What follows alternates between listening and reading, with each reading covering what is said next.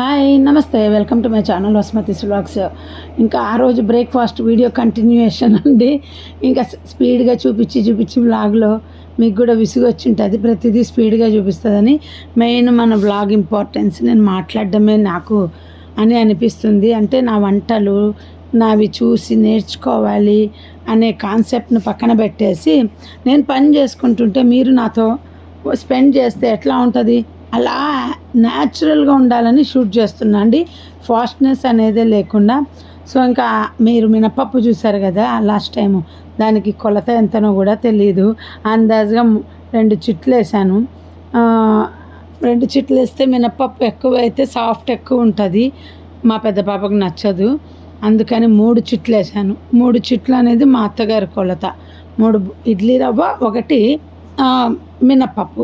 So అప్పటి నుండి నాకు కూడా ఆ మెజర్మెంట్స్ వేయటం వల్ల నాకు ఇడ్లీ అంటే ఇష్టమైందండి.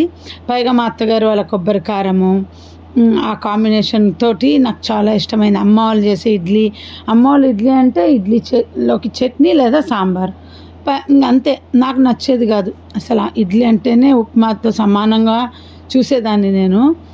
బట్ ఇడ్లీ తిన్న రోజు ఆకలి ఎక్కువ అవుతుందని మాకెవ్వరికి ఇడ్లీ మీద ఇష్టం ఉండేది కాదు. సో హైదరాబాద్లో నాతో పాటు పక్కన ఇంట్లో రెంట్కు ఉండేవాళ్ళు ఒకరు బ్రాహ్మిన్స్. ఆవిడ బెంగళూరులో ట్రైనింగ్ తీసుకొని, అంటే ఆవిడ నేను కలిసి 1 సంవత్సరం ఉన్నాంలేండి, పచ్చళ్ళ బిజినెస్ కోసమని హైదరాబాద్లో. ఆమె ఏం చేసిందంటే బెంగళూరులో 6 నెలలు ట్రైనింగ్ తీసుకొని హోటల్స్కు పికిల్స్ సప్లై చేసేదండి. సో ఆవిడ నాకు చెప్పింది ఇడ్లీ అంటే ఏంటి అంటే, ఇడ్లీలో మినప్పప్పు ఆకలిని పెంచుతుంది, అందుకే మనకు డాక్టర్స్ మినప్పప్పు ఇడ్లీ పెట్టమనేవాళ్ళు పేషెంట్స్కి ఆకలి ఎక్కువ ఉండదు కదా అని. ఆవిడ చెప్పిన మాట చెప్తున్నా. అందుకేనేమో మేము ఇడ్లీ తిన్న రోజు ఆకలి ఎక్కువ వేసేది. అంటే ఇప్పుడు ఇంత నెయ్యి వేసుకొని తింటే ఆకలి కాదండి. మా చిన్నప్పుడంతా మేము డైటింగ్ కోసం అనేసి నెయ్యి వాడేవాళ్ళం కాదు, అంతా మానేసాము. మళ్ళీ ఇప్పుడు కొంచెం స్టార్ట్ చేశాను.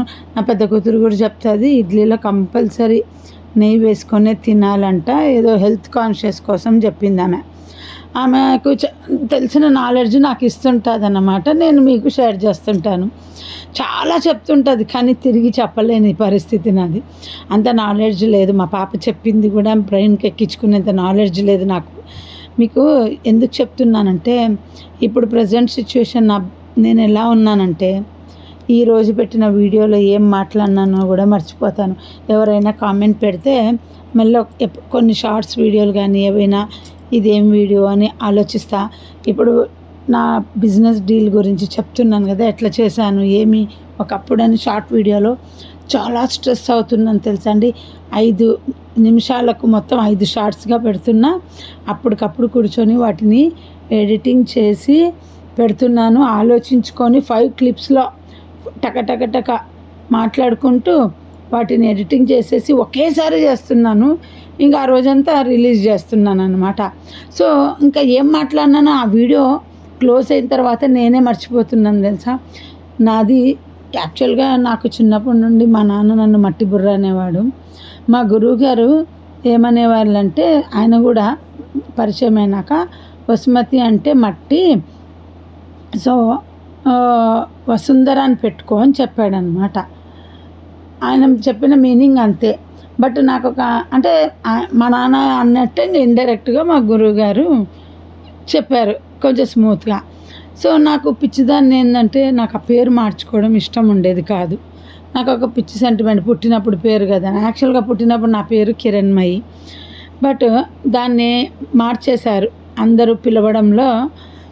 రాంగ్, అది ఊర్లో అమ్మమ్మ వాళ్ళ ఊర్లో కిర్రమ్మ అని పిలుస్తున్నారని నామకరణం తర్వాత వసుమతి అని పెట్టారు. సో నాకైతే ఆ పేరే చాలా ఇష్టం ఉండేదన్నమాట. బట్ ఆ పేరు మార్చి పెట్టింది వీళ్ళు కదా. ఇప్పుడు మళ్ళీ ఆ పేరు మిస్ అయిందని చాలా బాధపడేదాన్ని. మళ్ళీ ఈ పేరు మార్చేయడం ఏంటి అనేసి నేను మార్చుకోలేదు. ఎప్పుడు అనుకుంటుంటా. నా కజిన్ మాత్రం నన్ను ధర అని పిలిచేది. గురూజీ చెప్పినాడని మా అమ్మ వాళ్ళు ఏం బలవంతం చేయలేదు.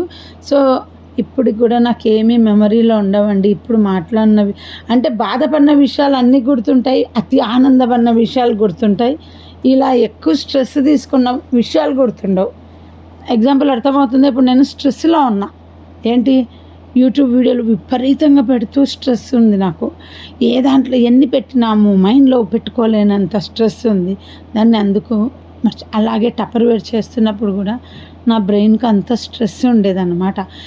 నేను కేవలం ఆ టపర్వేర్ పేర్లు, ఆ రేట్స్ అవన్నీ కూడా అండి ఎంత బాగా గుర్తుపెట్టుకునేదాన్ని అంటే అసలు మీరు నమ్మరు. ఇప్పుడు దీంట్లో పెసరపప్పు వేసాను, ఆ ఇడ్లీ మినప్పప్పు వేసాను, ఇడ్లీ రవ్వ నానబెట్టి పెట్టాను కదా అది వేసాను, అన్నీ అందాజుగా కలిపేసానండి.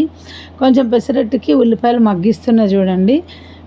మగ్గిస్తే ఏమవుతుందంటే తినేటప్పుడు కొంచెం అంటుకొని ఉంటుంది. దోశకు కూడా ఓవర్ క్రంచీనెస్ అనిపించదు. ఎప్పుడైనా ట్రై చేయండి. పెసరపప్పు ఇది పెసరట్టు పోసుకున్నప్పుడు లైట్గా ట్రాన్స్పరెంట్ కలర్ వచ్చాక ఇలా చేయండి, దాని మీద స్ప్రింకిల్ చేయండి. ఇది కూడా ఎక్కడో చూశానండి, నాకు గుర్తులేదు. మేబీ ఎక్కడో హోటల్స్లోనో ఎక్కడో చూశాను అలా చేయటం. ఇలా చేస్తే బాగుంటుంది కదా అనేసి చేసుకుంటున్నా అప్పటి నుండి. చెప్పాను కదా నేను ఓన్గా సెట్ చేసుకున్నాను పెసరట్టు ఎలా తినాలి. పచ్చి ఉల్లిపాయలు అంత నచ్చదండి. ఇంకా ఇంట్లో ఉన్న అల్లం పచ్చడి చిన్నగా ఒక 2 స్పూన్ల అల్లం పచ్చడి ఉంది ప్రియాది. దాన్ని నేను ఏం చేశానంటే రిపేర్ చేసుకున్నా. ఎలా అంటే ఇలా ఇంట్లో ఇది కొన్నది ప్రియా అల్లం పచ్చడి. దీంట్లో చింతపండు బెల్లం తప్పితే అల్లం వాసనే రాదు. బట్ కొన్నది కదా, ఇంకా దాంట్లోనే విడిగా అల్లం వేయించేసి మళ్ళీ కొంచెం చింతపండు గొజ్జు బెల్లం వేసి కొంచెం మగ్గించా. అల్లం పచ్చడిలో ఏమీ ఉండకూడదండి. ఓన్లీ అల్లం ఉండాలి, చింతపండు ఉండాలి, బెల్లం ఉండాలి, ఇంకా వేరే ఏమి ఉండకూడదు. ఎవరి టేస్ట్ తగ్గట్టు వాళ్ళు యాడ్ చేసుకోండి. పులుపు బెల్లము నూనె వేసి కొంచెం మగ్గించడం అంతే. ఇలా వేయించుకోవాలి. అల్లము మిక్సీకి వేసుకోవాలి. నా దగ్గర చింతపండు ఎప్పుడు నానబెట్టినది ఉంటుంది కదా, అందుకే నాకు స్ట్రెస్ ఉండదండి ఈ పని అంతా ముందు చేసి పెట్టుకుంటే. సో అలా చేసుకొని చేస్తాను. టపర్వేర్ నేమ్స్ అన్నీ ఎంత గుర్తుండేటివంటే ఇదే నా మతిమరుపు. అప్పుడు ఎందుకు అంత షార్ప్గా ఉండేదో నాకు అర్థం కాదు. ఎందుకంటే బిజినెస్ చేయాలని ఆ భగవంతుడి సంకల్పం కనుక అంత మైండ్లో ఇలా చూస్తే అలా గుర్తుపెట్టుకునేదాన్ని. మీరు నమ్మరు.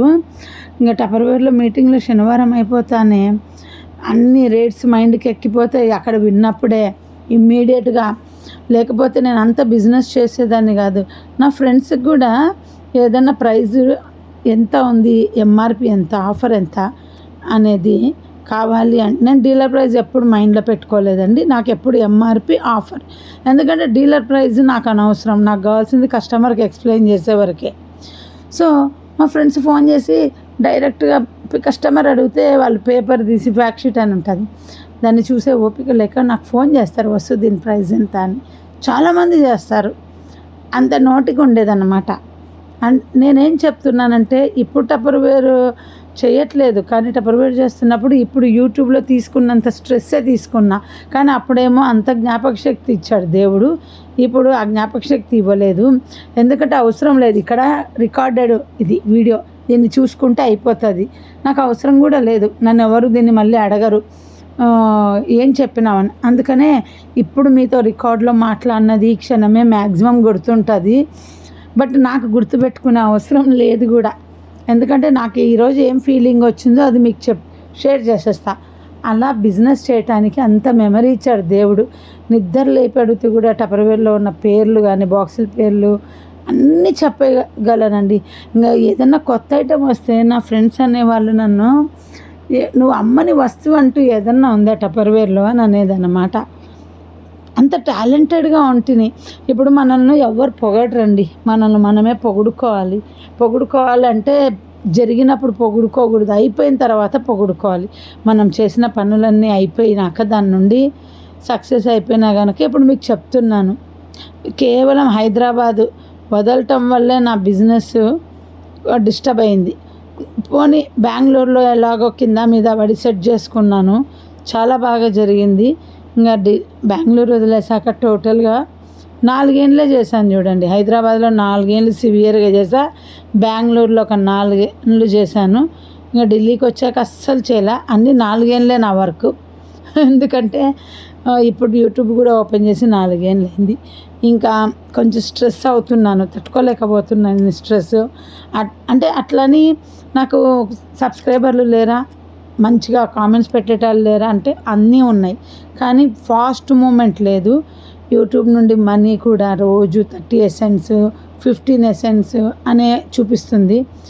నాకు ఇప్పటికి కూడా మనీ రావట్లేదని స్ట్రెస్ తీసుకుంటున్నాను. బట్ నన్ను అభిమానించే వాళ్ళు ఉన్నారు. ఈ రెండిటి మధ్యలో డిస్టర్బ్ అవుతున్నాను కొంచెం.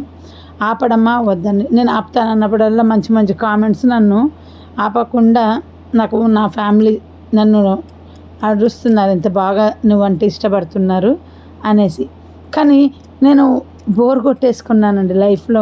నాకు ఏంటంటే ఇప్పుడు యూట్యూబ్లో అంటే నా పర్సనల్ లైఫ్ షేర్ చేయడమే నేను ఎక్కువ ఇష్టపడతాను. ఎంతసేపు వంటలు చూపిస్తూ, ఎంతసేపు టిప్స్ చెప్తూ నా వల్ల అవ్వదు. ఇంకా నా పర్సనల్ లైఫ్ 100% చెప్పుకునే స్థితి ఉంటే నేను చెప్పుకునేదాన్ని. బట్ అది కరెక్ట్ కాదు కదా.